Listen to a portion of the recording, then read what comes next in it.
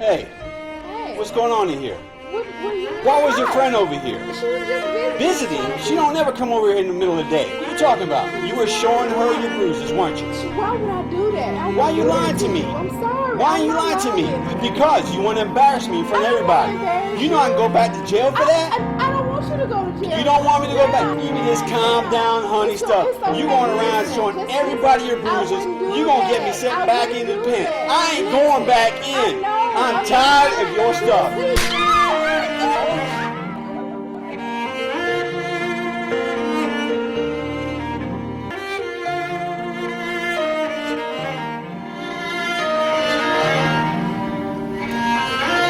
Emotions torn and tattered and hurting within, a life of sorrow. When did it begin? Women and children living on the street. What is their address? What do they eat? Multiple cuts and bruises they try to conceal. Beatings done year after year. The wounds won't heal. Their pain is constant. The battery never ends. Today, tomorrow, it starts over again. Broken-hearted, disillusioned, they don't know where to go. Who hears their cries? Who cares to know? While living with a broken spirit and broken bones too. Silent cries and screams of terror. What do they do? Sometimes it's undetectable. Beatings oh so discreet. But here and there women and children are being slaughtered like sheep. They cry, help us. Please, save our lives. We plead, save them, or they will die. Domestic violence kills. Every year, October, the National Coalition of Domestic Violence has set apart October as the month that we observe as Domestic Violence Month. And we will be setting up a symposium. You can call me at myspiritualdna@gmail.com, or the Voice of Inspiration will be aired on 980 AM WRNEAM in our area, Pensacola and parts of Okaloosa. If you'd like to hear more on domestic violence and violence of any nature, I want you to meet me at our table right outside during the intermission time, because many people do not realize what abuse is. And it's not just from a man or from a woman. It could be a child, it could be a sibling, it could be another person, an insignificant, intimate partner. It could be any scenario at all in which you are made to be under the control of another person. That is abuse. If you're told, sit down and shut up. If you're told you can't eat until I tell you.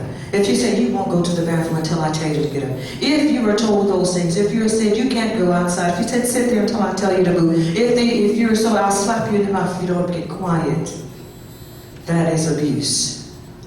It is also, we need to know what the laws of our land are, because you could be doing that because it was it's been perpetrated down through the years, and you've been told through generation to generation, this is okay. You can discipline your family this way because this is how we discipline our children. But your neighbor next door may know the laws of your state and call into Children and Family Services and say, they are doing such and such over there in that house. Well, then you're going to be arrested and you're going to be doing time. Simply because you said this is the way we always discipline everyone in our family. But you need to know the laws of your state and the laws of the land. What is a batterer? How to recognize one? How to know when you're in a troubled relationship? What is abuse? What's violence? The scenario goes on and on and on and on and on. And I want to be a part of, and I am, a part of the National Coalition and also an advocate against domestic violence, so that you will understand that you are not a victim, you are not helpless. You can be proactive. You can be a part of the prevention instead of the cure. Am I right? And today, because of the church world, and this is what we are, it is being swept under the rug. It is being prayed away, but not going away. Can you hear what I'm saying? It is being sang over. It is being preached over, but yet there's no turnover. The psychological clock of a batterer starts at 12 o'clock. That's when the incident happens. By 3 o'clock, 3 days later, 3 weeks later, 3 months later, sometimes even as far stretched out as 3 years later, it happens again. That's number 3. By 6 o'clock, the issue is it's a calming stage. You're in the honeymoon stage. And the batterer says and makes a promise with flowers, with gifts, with all kinds of sweet attitudes, it will never happen again.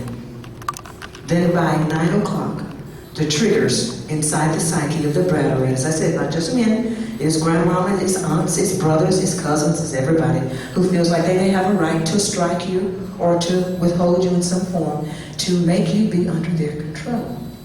By 9 o'clock, the triggers happen and the psychological effect happens again. By 12 o'clock, what has happened? Can you tell me? The incident has happened. Again, that's the psychological clock of the battle.